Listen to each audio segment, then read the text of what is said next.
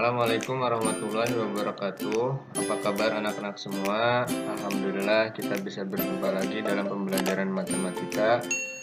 Pada pertemuan kali ini kita akan membahas materi tentang himpunan, yaitu membahas tentang pengertian himpunan, cara menyatakan himpunan, dan macam-macam himpunan. Nah, baiklah langsung saja untuk memulai pembelajaran kita kali ini. Marilah kita simak baik-baik video penjelasan berikut ini.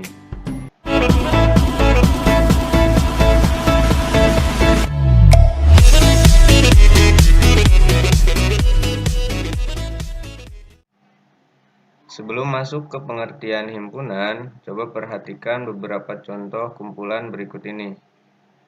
Yang pertama itu ada kumpulan siswa yang lahir pada bulan Agustus dan kumpulan makanan yang enak. Nah, dari kedua contoh tersebut, manakah yang termasuk ke dalam himpunan dan manakah yang bukan? Nah, dari kedua contoh tersebut, yang termasuk ke dalam himpunan itu, yaitu contoh yang pertama, yaitu kumpulan siswa yang lahir pada bulan Agustus. Alasannya kenapa? Karena pada contoh pertama ini, kumpulannya itu atau objeknya itu, dia mempunyai definisi yang jelas. Di sini kan objeknya itu kumpulan siswa dan mempunyai pengertian yang jelas. Di sini itu yang lahir pada bulan Agustus. Itu kan jelas, dia lahir di bulan Agustus. Sedangkan yang kedua yaitu kumpulan makanan yang enak. Nah, kenapa ini tidak dikategorikan ke dalam himpunan? Karena objek di sini kan makanan yang enak. Makanan yang enak itu kan masih relatif. Jadi suatu makanan itu belum tentu menurut beberapa orang itu sama-sama enak. Ada juga yang berpendapat dia tidak enak. Nah, makanya contoh yang kedua itu tidak masuk ke dalam contoh himpunan. Kira-kira dari kedua contoh tersebut dapat dipahami? Bapak rasa cukup jelas ya untuk pengertian contoh himpunan dan bukan himpunan. Nah, dari kedua contoh tersebut maka dapat disimpulkan bahwa yang dimaksud himpunan itu yaitu sekumpulan benda-benda atau objek yang mempunyai pengertian yang jelas. Jadi bukan hanya sekumpulan benda aja, dia harus mempunyai pengertian yang jelas. Nah, baru bisa dikatakan dengan himpunan. Nah, dalam matematika, nama himpunan itu biasanya ditulis dengan huruf besar.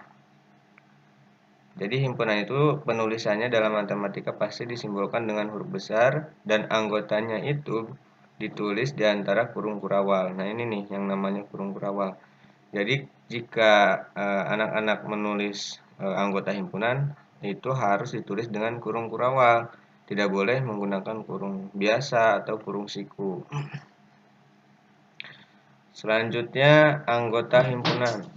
Yang dimaksud anggota himpunan itu adalah semua anggota atau objek yang terdapat di dalam himpunan. Nah, biasanya anggota himpunan itu dilambangkan dengan elemen. Nah, ini namanya elemen atau seperti huruf E. Nah, sedangkan jika bukan anggota himpunan, ini dilambangkan dengan bukan elemen atau huruf E ini dicoret. Ingat ya, cara menggambarkan anggota himpunan itu ditulis dengan elemen, sedangkan yang bukan anggota himpunan itu huruf E dicoret. Selanjutnya banyaknya anggota himpunan, misalkan himpunannya itu himpunan A. Nah, ini dilambangkan dengan NA cara menuliskannya. N-nya itu banyaknya anggota, sedangkan A di sini tadi kan sudah jelas cara menulis himpunan itu dengan huruf besar. Nah, di sini berarti himpunan A. Contohnya misalkan suatu himpunan A yaitu himpunan bilangan cacah kurang dari 5. Nah, jika kita jabarkan anggotanya berarti kita tulis A besar di sini sebagai himpunan A sama dengan yaitu kurung kurawal. Nah, di dalamnya itu yaitu anggotanya. Bilangan cacah kurang dari 5 apa saja? Kan mulanya dari 0, 1, 2, 3, 4. Selanjutnya ditutup dengan kurung kurawal lagi. Nah, jika kita menghitung banyaknya anggota, tinggal kita hitung saja. Di sini anggotanya ada berapa? 1, 2, 3, 4, 5. Berarti NA-nya itu atau banyaknya anggota himpunan A itu ada 5.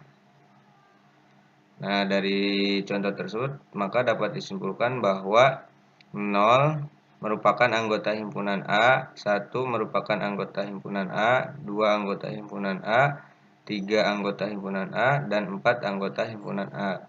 Sedangkan, nah di sini ada contohnya lagi nih yang bukan anggota himpunan A, yaitu 8. Nah, 8 ini kan tidak termasuk ya. Dia tidak termasuk anggota himpunan A, makanya dia dituliskan dengan elemen dicoret atau dibacanya itu 8 bukan anggota himpunan A, atau satu lagi 9 merupakan bukan anggota himpunan A. Nah, ini cara bacanya seperti itu. Selanjutnya cara menyatakan suatu himpunan. Nah, cara menyatakan himpunan dalam matematika itu ada 3 cara. Yang pertama yaitu menuliskan syarat atau ciri anggota, atau bisa dikatakan juga ini dengan cara mendeskripsikan. Contohnya yaitu himpunan A yaitu bilangan genap kurang dari 10. Nah, di sini kan sudah jelas nih. Kita tulis himpunannya dulu, himpunan A dengan huruf besar. Sama dengan, nah sudah pasti cara menuliskan himpunan itu ada sama dengannya. Terus ada kurung kurawalnya juga. Nah, di sini kan dia deskripsi nih, yaitu syarat atau ciri anggotanya. Di sini sudah jelas juga deskripsinya itu bilangan genap kurang dari 10. Ini berarti merupakan cara yang pertama dalam menulis himpunan, pakai kurung kurawal. Yang kedua itu dengan menuliskan notasi pembentuk himpunan. Contohnya itu seperti ini. Himpunan A sama dengan, terus ini dibacanya X sedemikian sehingga, nah ini dibacanya sedemikian sehingga X kurang dari 10 dan X anggota himpunan bilangan genap. Nah, ini kan deskripsinya nih. Jika kita tulis dengan notasi, berarti bentuknya seperti ini nih. Notasi, ini namanya notasi pembentuk himpunan. Cara yang kedua. Coba Bapak ulangi lagi cara bacanya. Himpunan A sama dengan X sedemikian sehingga X kurang dari 10 dan X merupakan anggota himpunan bilangan genap. X-nya itu kan kurang dari 10 kan. Terus anggotanya itu X-nya itu merupakan bilangan genap. Sama nggak dengan yang ini? Sama. Jadi nanti kalau kita jabarkan itu menggunakan cara yang ketiga, yaitu mendaftarkan anggota himpunan. Nah, ini cara yang ketiga atau cara yang terakhir. Atau dengan nama lainnya itu enumerasi atau tabulasi. Contohnya, tadi kan bilangan genap kurang dari 10, terus di sini juga X kurang dari 10 dan X itu bilangan genap. Jika kita daftarkan anggotanya berarti kita tulis seperti ini nih. Himpunan A sama dengan anggotanya itu 2, 4, 6, dan 8 karena bilangan genap kurang dari 10. Nah, ini cara yang ketiga yaitu menjabarkan anggotanya. Selanjutnya masuk ke macam-macam himpunan. Macam-macam himpunan itu ada 4. Yang pertama himpunan kosong, himpunan tak terhingga, himpunan terhingga, dan himpunan semesta. Sedangkan yang ini diagram Venn, ini cara untuk menggambarkan suatu anggota himpunan. Kita bahas yang pertama dulu yaitu tentang himpunan kosong. Yang dimaksud himpunan kosong ini adalah himpunan yang tidak mempunyai anggota. Sesuai dengan namanya dia kosong. Berarti dia tidak mempunyai anggota. Nah, himpunan kosong ini biasanya dilambangkan dengan 0 dicoret atau O 0 dicoret ya. Ini 0 dicoret. Dia berarti kosong atau kurung kurawal tetapi tidak ada isinya. Nah, ini nih kurung kurawal. Contoh misalkan suatu himpunan A yaitu nama bulan dimulai dari huruf Z. Kira-kira ada tidak nama bulan yang dimulai dari huruf Z? Tidak ada kan? Berarti himpunan A ini termasuk apa? Termasuk himpunan kosong. Jadi dapat disimpulkan bahwa himpunan A itu merupakan himpunan kosong. Nih, cara menulisnya seperti ini. Yang kedua yaitu himpunan tak terhingga. Coba ada yang tahu tidak? Sesuai dengan namanya berarti yang dimaksud himpunan tak terhingga itu adalah apa? Nih, himpunan tak terhingga itu adalah himpunan yang mempunyai anggota tak terbatas. Namanya kan tak terhingga, berarti dia anggotanya itu tidak terbatas.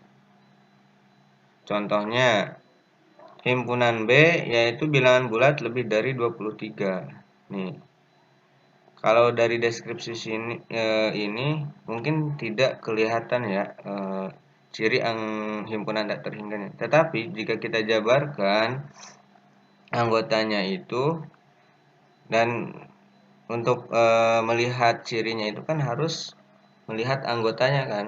Berarti harus kita jabarkan. Bilangan bulat lebih dari 23 itu berarti dimulai dari apa?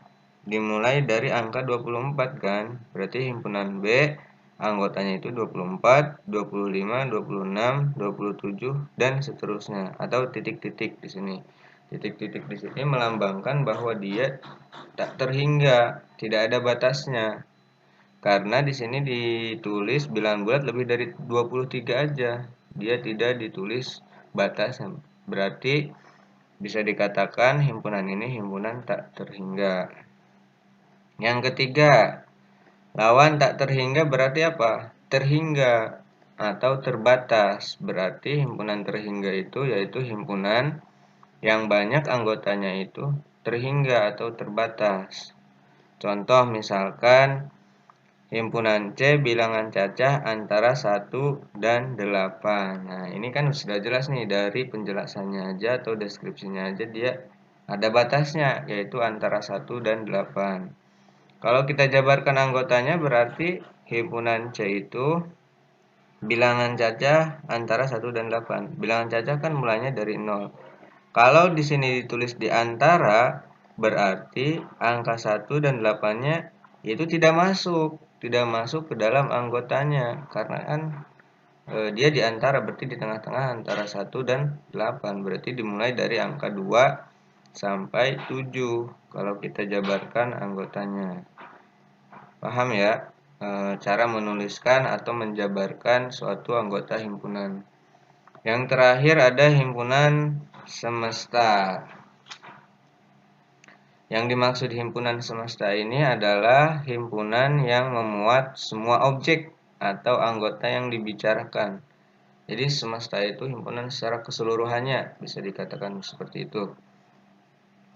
Himpunan semesta ini biasanya dilambangkan dengan huruf S. S simbol semesta. Contoh misalkan ini contohnya itu mencari semesta yang mungkin. Di sini ada himpunan D. Anggotanya itu apel, jeruk, stroberi. Nah, kira-kira maka semesta yang mungkin dari himpunan D adalah apa? Di sini kan himpunan D-nya itu apel, jeruk, stroberi, maka semestanya itu berarti nama buah. Paham nggak?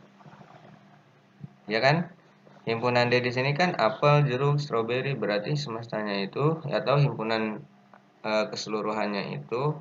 Nah, di sini kan anggotanya buah-buahan, berarti semestanya itu nama-nama buah. Seperti itu. Selanjutnya materi terakhir pada video kali ini yaitu tentang diagram Venn. Nah, diagram Venn ini biasanya digunakan untuk menggambarkan himpunan dan anggotanya. Nih, di dalam diagram Venn itu ada beberapa komponen. Nah, ini salah satu contoh diagram Venn ya. Yang pertama itu ada persegi panjang. Nah, biasanya itu digambarkan di dalam persegi panjang. Selanjutnya ada semesta. Nah, biasanya semesta itu ditulis di pojok kiri atas. Nah, biasanya ditulis di sini. Selanjutnya ada objek yang dibicarakan atau himpunannya. Nah, kebetulan di sini yaitu ada himpunan A dan himpunan B. Nah, biasanya di diagram Venn itu suatu himpunannya itu digambarkan dengan lingkaran. Nah, karena di sini ada dua himpunan, berarti gambar lingkarannya ada dua kan, yaitu himpunan A dan himpunan B. Selanjutnya, yang ketiga atau yang keempat, itu ada anggota himpunannya. Nah, di sini kan ada angka 1, 2, 3, 4 dalam Romawi ya ini. Nah, itu dinamakan dengan anggota himpunannya. Nah, biasanya anggota himpunan itu di dalam diagram Venn ditulis menggunakan titik di depannya. Nah, ini harus ada titiknya nih. Nah, ini. Nah, kenapa ini ditulis di sini, 1 terus 2 ditulis di tengah-tengah, 3 ditulis di lingkaran yang B, terus kenapa di sini 4 ditulis di luar? Nah, itu ada penjelasannya atau maksudnya. Jadi, yang dimaksud angka 1 dan 2 di sini, dia kan di dalam lingkaran yang A nih, himpunan A. Dia berarti termasuk anggota himpunan A. Nah, sedangkan yang 2 ini dan 3 ini termasuk anggota himpunan B. Nah, kenapa angka 2 ini berada di tengah-tengah? Nah, itu nanti ada penjelasannya lagi. Atau Bapak bocorkan di sini tuh angka 2 di sini kalau ada yang bersinggungan itu namanya irisan, irisan himpunan A dan B atau anggotanya itu sama antara himpunan A dan himpunan B, itu namanya irisan. Nah, materi irisan nanti di video berikutnya. Terus yang ini kenapa angka 4 di luar lingkaran? Nah, ini berarti dia bukan termasuk anggota himpunan A dan himpunan B. Nah, secara keseluruhan ini himpunan A, himpunan B, terus yang ini ada anggotanya 4, itu termasuk semesta. Ya kan? Makanya di sini ditulis semestanya itu paling besar atau memuat semua objek yang dibicarakan. Contoh, misalkan diketahui suatu himpunan P yaitu X demikian sehingga X bilangan ganjil. Berarti himpunan P-nya itu bilangan ganjil. Ini didefinisikan pada semesta himpunan bilangan asli kurang dari 10. Berarti sebelum kita menggambar diagram Venn-nya kita harus jabarkan anggota-anggotanya dulu. Ini kan himpunan P yaitu bilangan ganjil, sedangkan semestanya itu bilangan asli kurang dari 10. Berarti kita jabarkan. Nah, ini dia. Berarti kan tadi semestanya itu bilangan asli, himpunan bilangan asli kurang dari 10. Berarti dimulai dari angka 1 sampai dengan 9. Nah, ini semestanya. Terus diketahui juga himpunan P yaitu bilangan ganjil. Ya kan? Kita gambarkan X sedemikian sehingga X bilangan ganjil kan tadi di soal. Berarti kita tulis bilangan ganjil dari sini nih, dari semesta diambilnya. Bilangan ganjilnya kan berarti 1, 3, 5, 7, dan 9. Nah, setelah kita tahu anggotanya, baru kita gambarkan diagram Venn-nya. Nah, ini dia.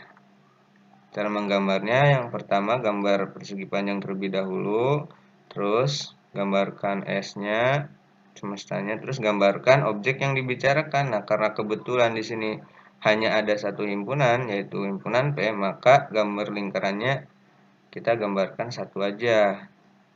Nah, setelah itu baru kita gambarkan atau masukkan anggota-anggotanya. Himpunan P berarti anggota himpunan P ini ditulis dalam lingkaran ini.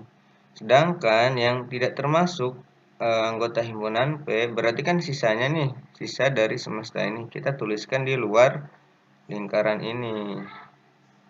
Nah, itu dia cara menggambar suatu himpunan di diagram Venn. Nah, itulah materi kita pada pertemuan kali ini. Jika ada yang belum paham atau kurang jelas, bisa ditanyakan melalui Google Classroom ke Bapak atau bisa melalui WhatsApp.